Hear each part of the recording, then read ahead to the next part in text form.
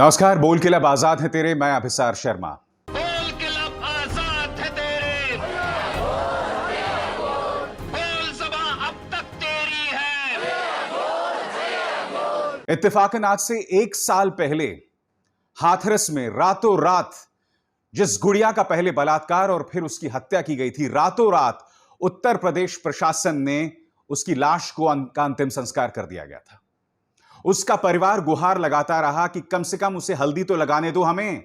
मां बाप के गैर मौजूदगी में गुड़िया का अंतिम संस्कार पुलिस ने कर दिया था।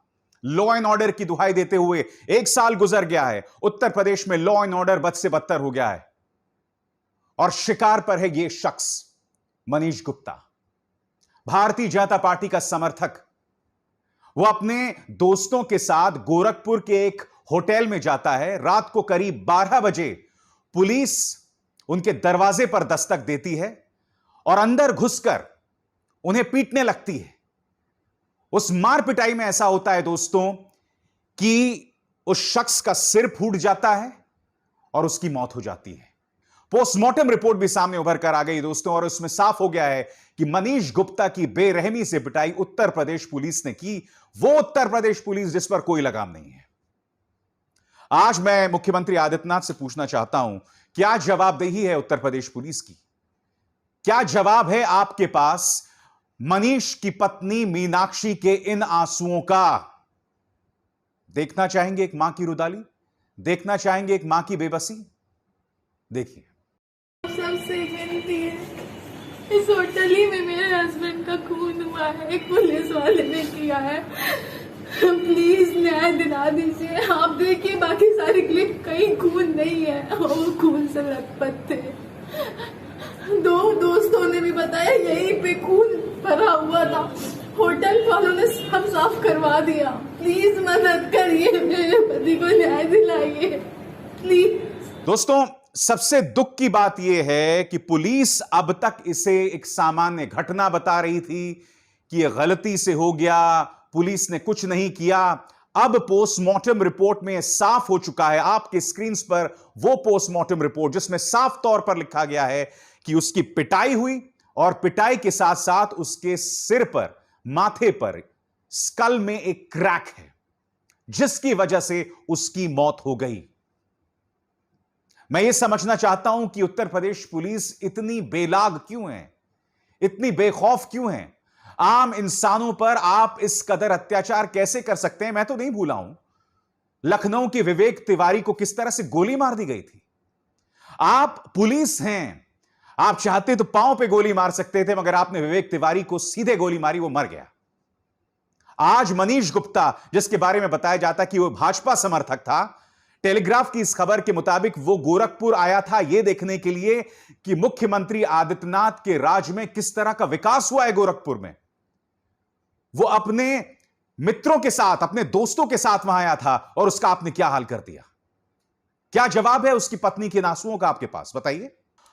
और सबसे दुख की बात यह है दोस्तों, खुलेआम मुख्यमंत्री आदित्यनाथ के अधिकारी, उनके डीएम, उनके एसएसपी परिवार पर दबाव डाल रहे हैं कि आप एफआईआर दर्ज मत कीजिए, आप केस मत दर्ज कीजिए। क्यों? मैं सवाल पूछना चाहता हूं, क्यों? वीडियो देखिए दोस्तों जो मेरे इस बात को प्रमाणित कर रहा है। देखिए, यहां पर देखिए बेशर्मी मुख्यमंत्री आदित्यनाथ के अधिकारियों की। ठीक है, हम दोनों लोग मानते हैं। विश्वास को आप मैं विश्वास रखता हूँ कि एक बार मुकदमा होने के बाद आपको अंदाजा नहीं है, मुझे पता नहीं कि आपको पता नहीं सालों तक कोर्ट में ये है कि उनका पहले से तो कोई झगड़ा था नहीं। मैं नहीं भूला हूं दोस्तों, हाथरस में भी यही हुआ था। हाथरस में भी एक गरीब परिवार को प्रवीण कुमार, जो कि वहां के डीएम थे, वहां जाते हैं और बोलते हैं कि देखो आज तो मीडिया है, आधा मीडिया चला गया है, आधा कल चला जाएगा, तुम्हें रहना यही है, हमारे साथ ही रहना है, क्या करोगे तुम? याद है वो वीडियो या याद दिलाऊं मैं आपको?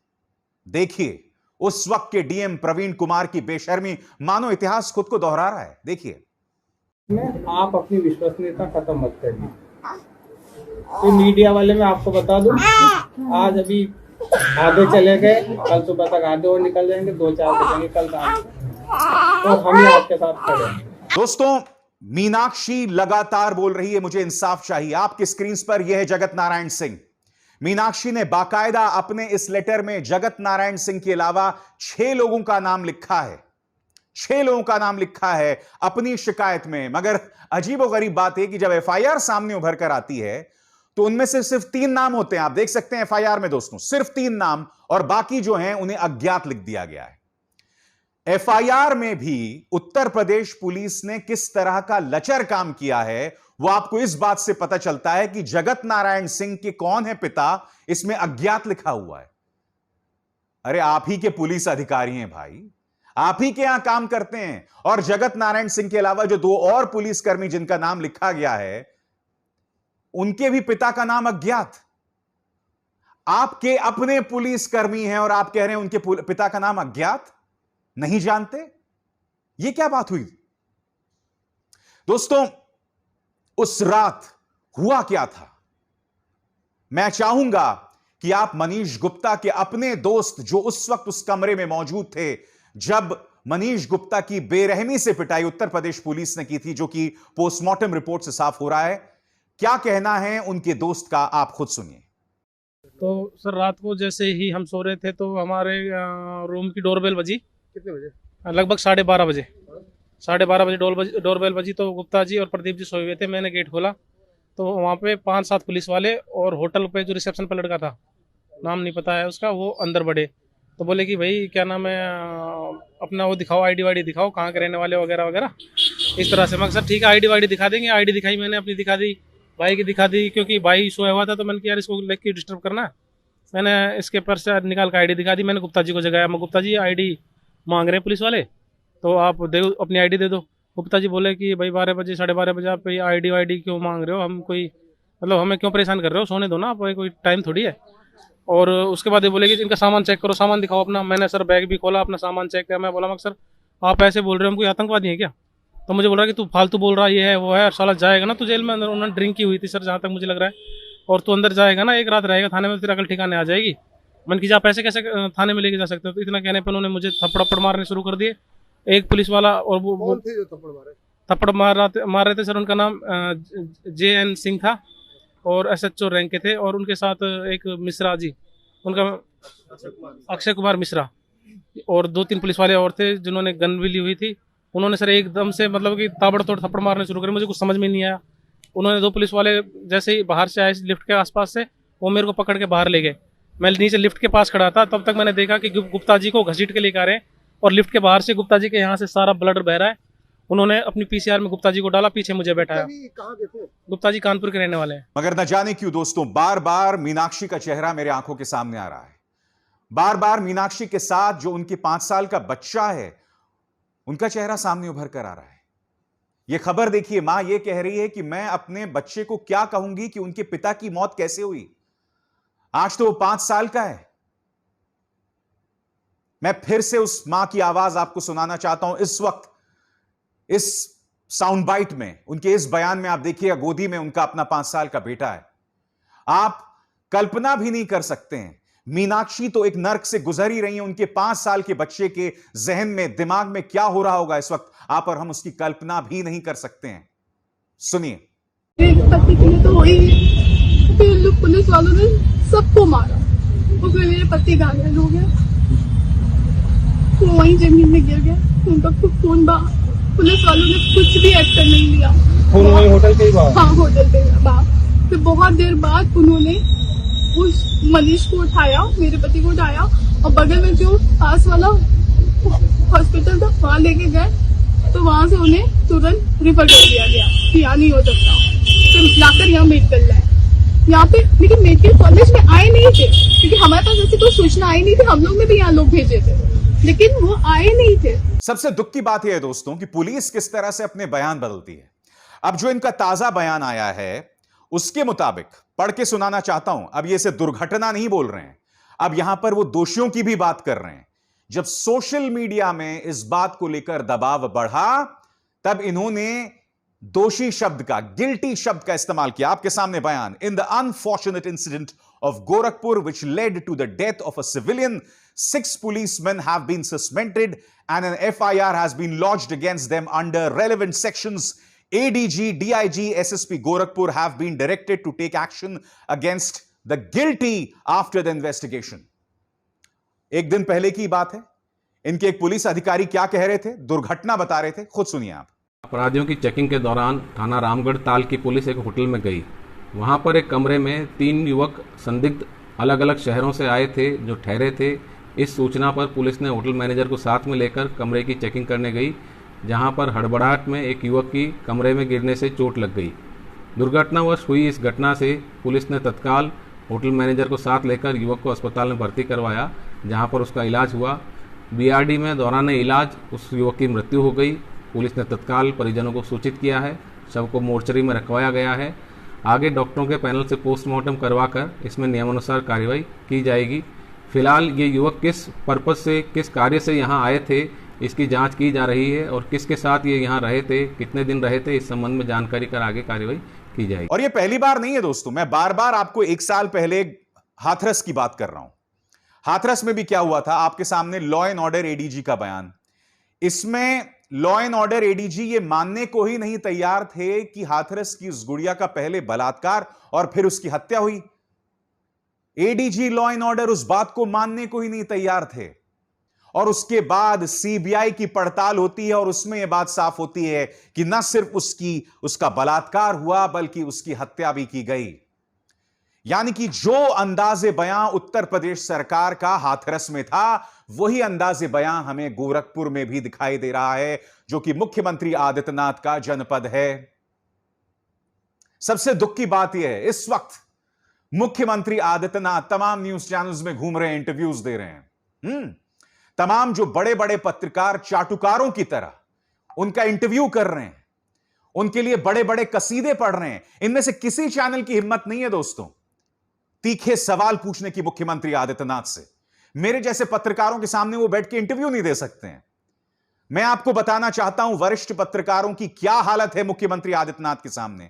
उनके ट्विटर हैंडल पर देखिए, इंडिया टीवी ने उनका इंटरव्यू किया और आप देखिए इंडिया टीवी के जो संपादक हैं रजत शर्मा, जो एक जमाने में मेरे बॉस थे, वो किस तरह से कसीदे पढ़ रहे हैं मुख्यमंत्री आदित्यनाथ के। आप खुद बताइए ना, इस तरह का मीडिया उत्तर प्रदेश सरकार से सवाल करेगा? सुनिए किस तरह से कसीदे पढ़े गए।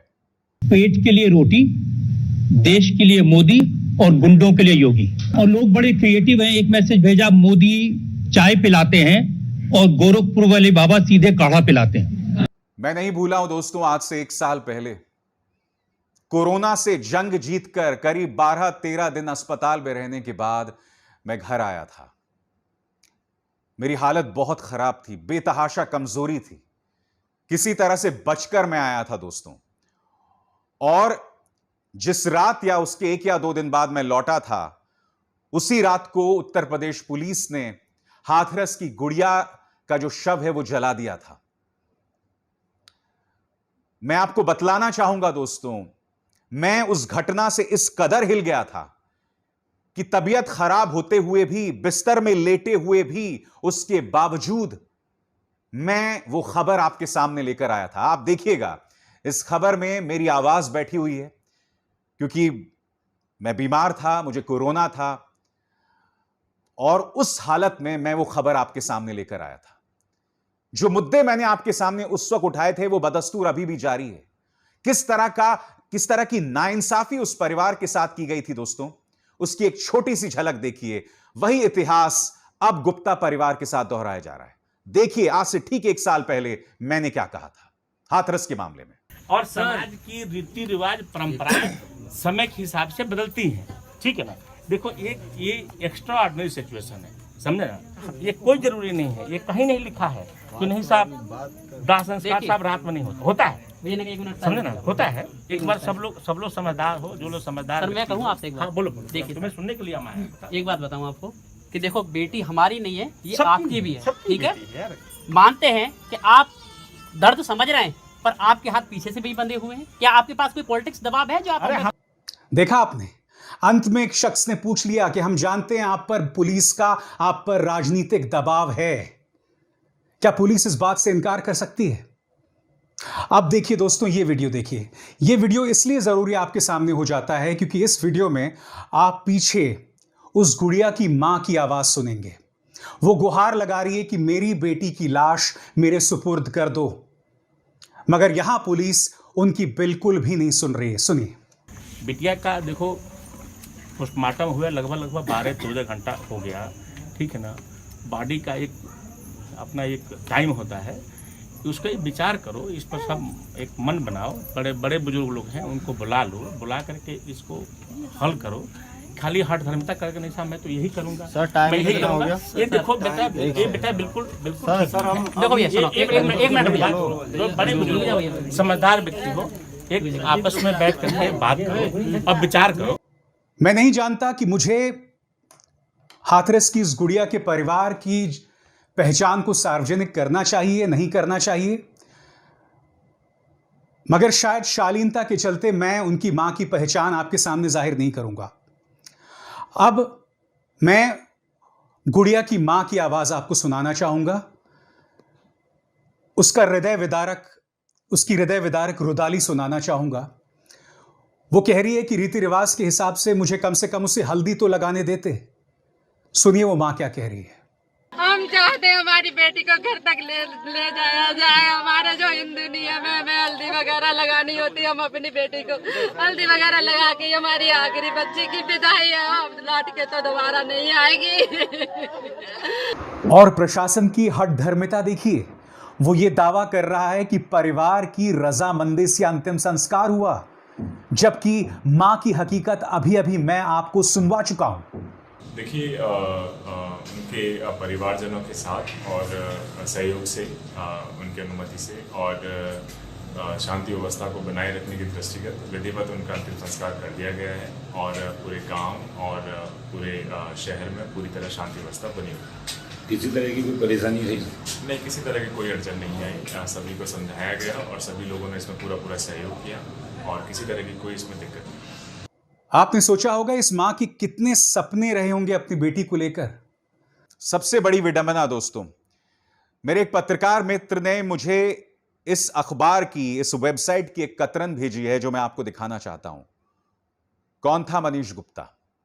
कौन थे कानपुर के मनीष जिनकी हत्या का आरोप पुलिस पर लगा? भाई बोले ज्वाइन की थी बीजेपी। पढ़ के सुनाना चाहता हूं दोस्तों। मोहित ने यूपी तक को बताया कि उनकी मौसी के लड़के मृतक मनीष गुप्ता ने एमबीए कर रखा था। वो पहले किसी प्राइवेट बैंक में मैनेजर थे। नोएडा में पति और पत्नी मीनाक्षी दोनों जॉब कर रहे थे। कोरोना काल में दोनों कानपुर आ गए थे।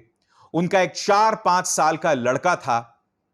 मोहित के मुताबिक मनीष 4 महीने पहले बीजेपी में शामिल हुए थे। बीजेपी में शामिल हुए थे। समर्थक थे मुख्यमंत्री आदित्यनाथ के, समर्थक थे भारतीय जनता पार्टी के, सदस्य थे बीजेपी के। मैं आपको ये क्यों बतला रहा हूं? 1 साल पहले जब उस गुड़िया का शव जला दिया गया था, परिवार के साथ बेरहमी की गई थी, तब कई भक्तों ने उत्तर प्रदेश पुलिस का साथ दिया था। जी न्यूज जैसे चैनल्स ने यहां तक कि उसके परिवार पर निशाना साधा था। कुछ चैनल्स ने उसे ऑनर किलिंग बताया था, यानी कि परिवार को ही कटघरे में डाल दिया था। एक न्यूज चैनल के संपादक ने कहा था एक छोटी मोटी घटना है। मुख्यमंत्री आदित्यनाथ उसे अंतर्राष्ट्रीय साजिश बता रहे थे और कई भक्त इस मुद्दे को लेकर तालियां बजा रहे थे। आज देखिए क्या हुआ, बताइए ना। मनीष गुप्ता तो भारतीय जनता पार्टी का समर्थक था ना। सिर्फ इसलिए कि पुलिस ने जैसे ही उससे कहा कि हमें पहचान पत्र दिखाओ, मनीष गुप्ता सो रहा था, वो शायद नींद में थे, वो जल्दबाजी में अपना पहचान पत्र नहीं दे पाए, तो आपने उसकी पिटाई शुरू कर दी और फिर उसकी जान ले ली। मैं आपको याद दिलाना चाहता हूं दोस्तों, यह सिर्फ इसलिए हो रहा है क्योंकि मुख्यमंत्री आदित्यनाथ के राज में पुलिस की कोई जवाबदेही नहीं है। पुलिस जो मर्जी करती है, उसकी कोई जवाबदेही नहीं है। मैंने आपको हाथरस बताया, विवेक तिवारी बताया, मनीष गुप्ता मैंने आपको बताया। और यह ना भूलें, जब मुसलमान नागरिक बिल के खिलाफ प्रदर्शन कर रहे थे, तब पुलिस ने उनके सिर पर और छाती पर गोलियां चलाई थी। यह कैसी पुलिस है भाई? आप उनके पांव पर गोली मारते, वो प्रदर्शनकारी थे, आतंकवादी थोड़ा ना थे। मगर मुसलमान है इसलिए क्या उसकी जान की कीमत नहीं है? मगर आज यह साबित हो रहा है कि पुलिस की दबंगई के सामने, पुलिस के जोर के सामने हर इंसान बेबस होता है। यह मत भूलिए कि कुछ दिनों पहले लखनऊ में जब पुलिस के सामने कुछ बेरोजगार प्रदर्शन कर रहे थे तो पुलिस उनके सामने खड़े होकर उनको गंदी गंदी गालियां दे रही थी। क्या हिंदू, क्या मुसलमान। जब सरकार अपने पुलिस को पूरी आजादी दे देती है तो वो अपने नागरिकों पर इसी तरह का अत्याचार करती है जब पुलिस की कोई जवाबदेही नहीं होती है। गोरखपुर हो, लखनऊ हो, हाथरस हो, इन तमाम घटनाओं ने इस बात को प्रमाणित किया है। बताइए मेरी बात सही है या गलत। बोल के लब आजाद है तेरे में, इसी तरह से हम मीनाक्षी का मुद्दा आपके सामने लाते रहेंगे, उनके हक की आवाज बुलंद करते रहेंगे, क्योंकि हम उस पालतू मीडिया की तरह सरकारों के कसीदे नहीं पढ़ते, उनसे सवाल करते हैं। नमस्कार।